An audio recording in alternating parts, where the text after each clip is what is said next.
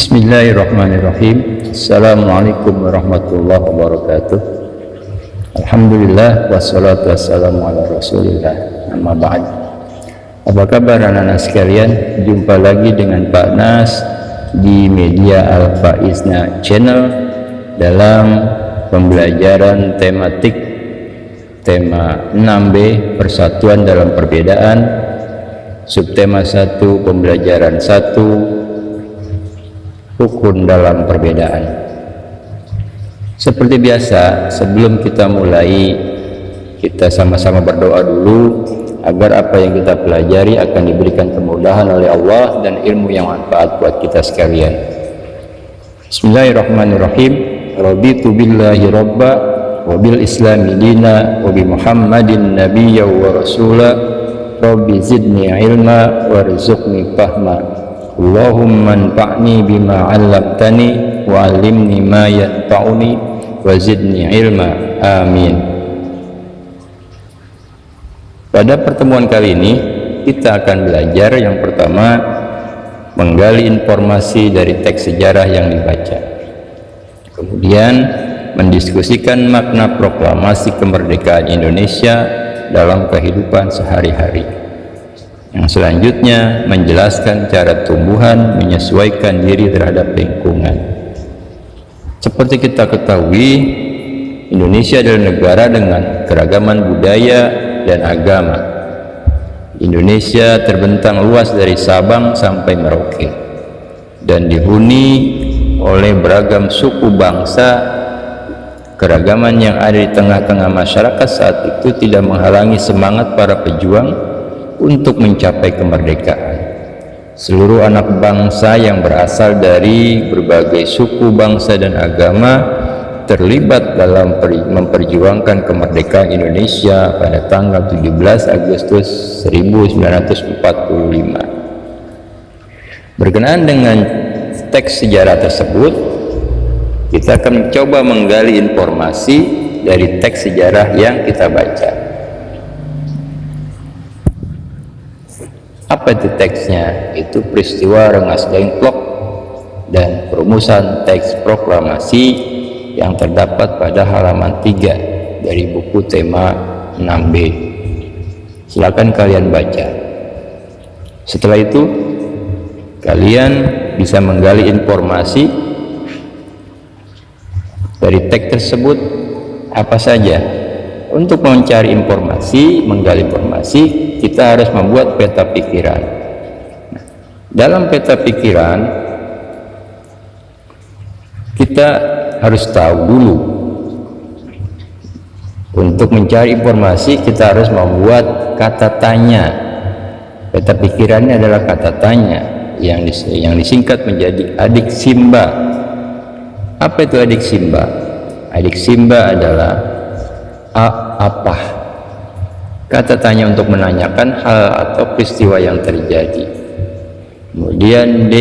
Di mana? Kata tanya untuk menanyakan tempat terjadinya suatu peristiwa. Kemudian K. Kapan? Kata tanya untuk menanyakan waktu terjadinya suatu peristiwa. Berikutnya siapa? Kata tanya untuk menanyakan seseorang atau pelaku yang terlibat dalam suatu peristiwa.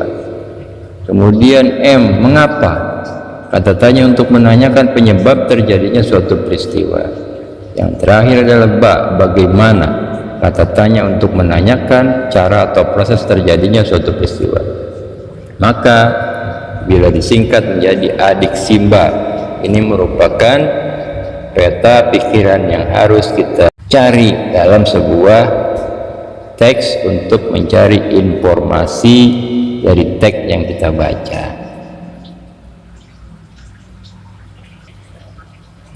Dari teks yang kalian baca tadi, informasi apa saja yang kalian temukan dalam teks tersebut? Informasi merupakan keseluruhan isi dari sebuah teks.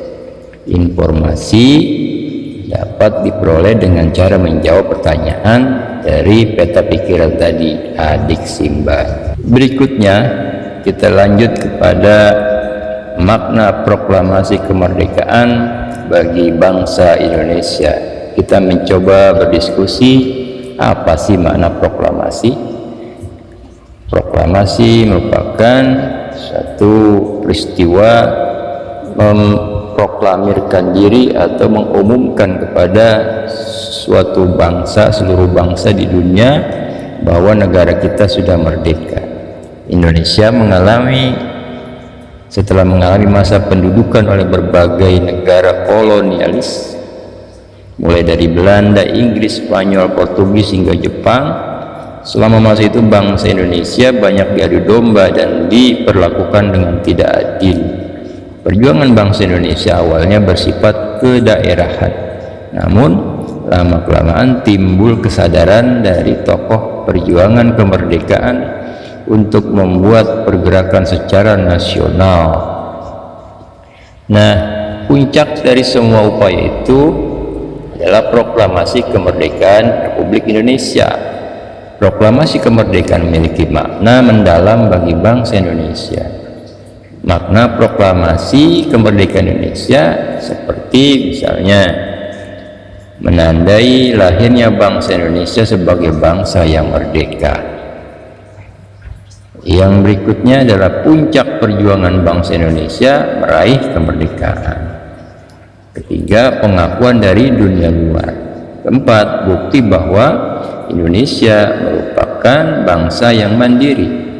Dan yang kelima, landasan untuk bersikap terhadap dunia. Nah, itulah makna dari proklamasi kemerdekaan bangsa Indonesia yang kita proklamasikan, yang kita rayakan pada setiap tanggal 17 Agustus sebagai hari ulang tahun lahirnya bangsa Indonesia. Coba dengarkan dan lihat video berikut ini. 3, 2, 1.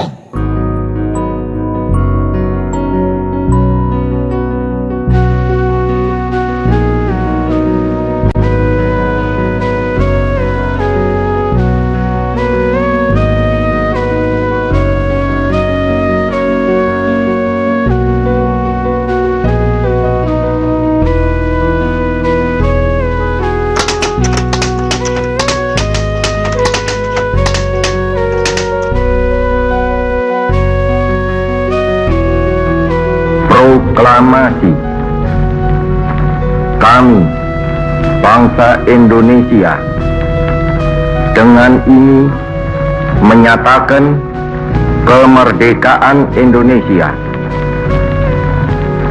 Hal-hal yang mengenai pemindahan kekuasaan dan lain-lain diselenggarakan dengan cara saksama dan dalam tempo yang sesingkat-singkatnya. Jakarta, 17 Agustus 1945, atas nama bangsa Indonesia, Soekarno-Hatta.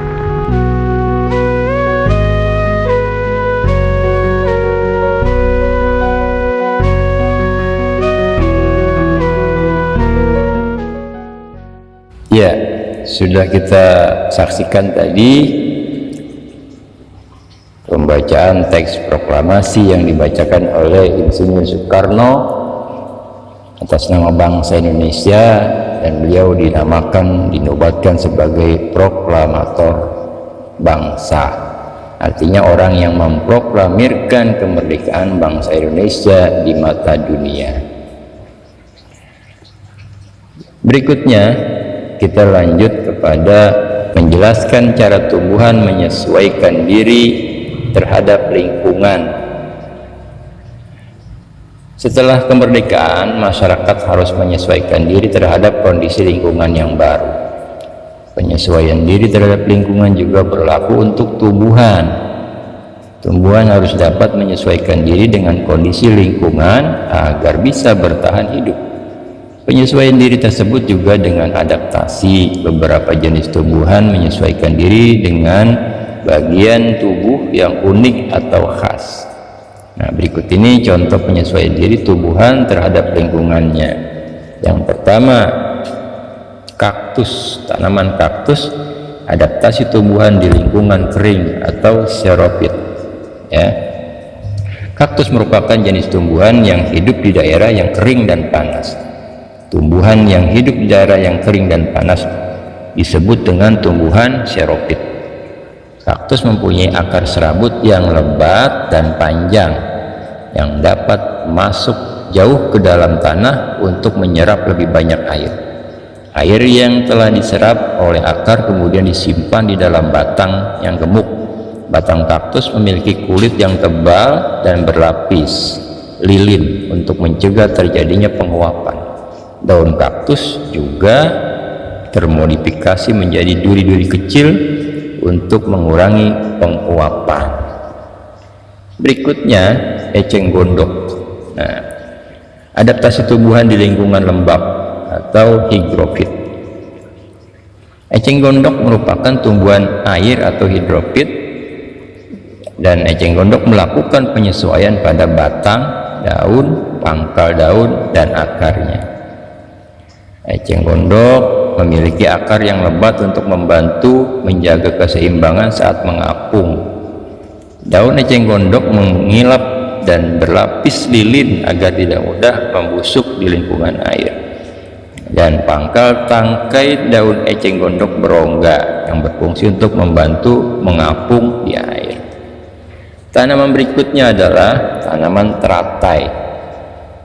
Tanaman teratai beradaptasi di lingkungan air atau hidrofit. Teratai juga merupakan tumbuhan air seperti eceng gondok. Teratai tumbuh di dasar air, namun tangkai daunnya tumbuh memanjang sehingga helai daunnya selalu mengapung di atas permukaan air untuk mempermudah proses fotosintesis. Teratai memiliki daun yang lebar untuk mempermudah penguapan air. Batang teratai memiliki rongga-rongga udara yang berfungsi untuk membawa oksigen ke batang dan akar. Dengan begitu, walaupun batang dan akar berada di dalam air, teratai tetap dapat bernapas. Berikutnya, yang beradaptasi adalah tumbuhan bakau. Bakau beradaptasi di lingkungan berkadar garam tinggi. Tumbuhan bakau hidup di daerah rawa atau tepi pantai yang memiliki lingkungan perairan dengan kadar garam yang tinggi dan berlumpur. Lingkungan yang berlumpur sangat miskin oksigen.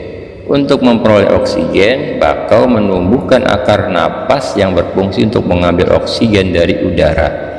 Untuk beradaptasi dengan genangan air yang kadar garamnya tinggi, tumbuhan bakau mengumpulkan kandungan garam yang terserap di dalam daun tua, kemudian menggugurkan daunnya.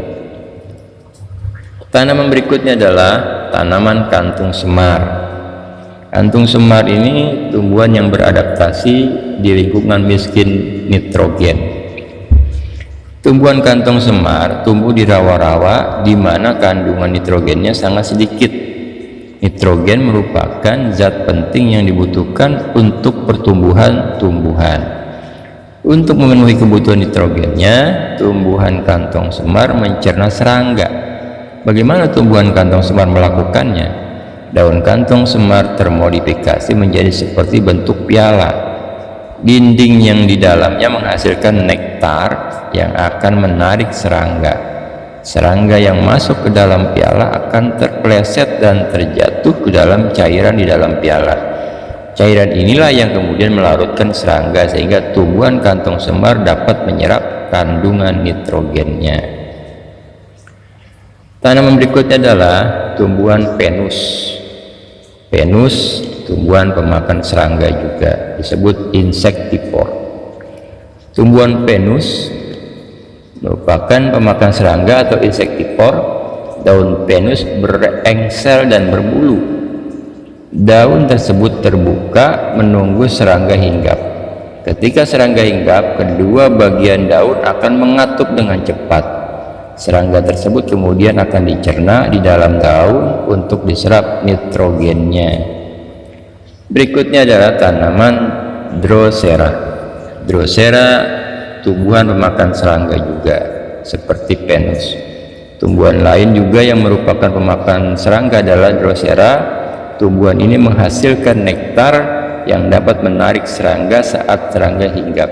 Serangga tersebut akan terperangkap zat lengket yang dihasilkannya. Nah, anak-anak sekalian, itulah beberapa contoh tumbuhan yang beradaptasi dengan lingkungannya sekaligus sebagai perlindungan diri dari makhluk-makhluk yang lain, ya. Saya kira cukup untuk kali ini. Sebelum diakhiri, coba lihat video berikut ini.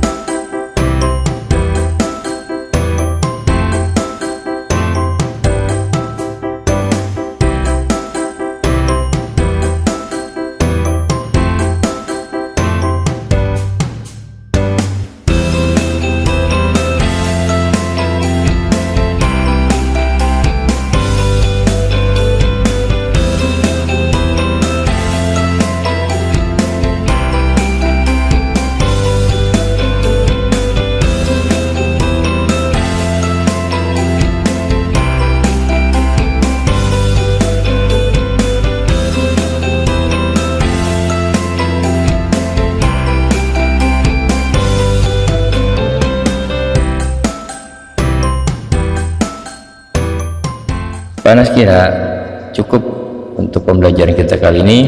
Mari kita tutup dengan mengucap hamdalah. Alhamdulillahirabbil alamin. Subhanakallahumma wa bihamdik asyhadu an la ilaha illa anta astaghfiruka wa atubu ilaik. Assalamualaikum warahmatullahi wabarakatuh.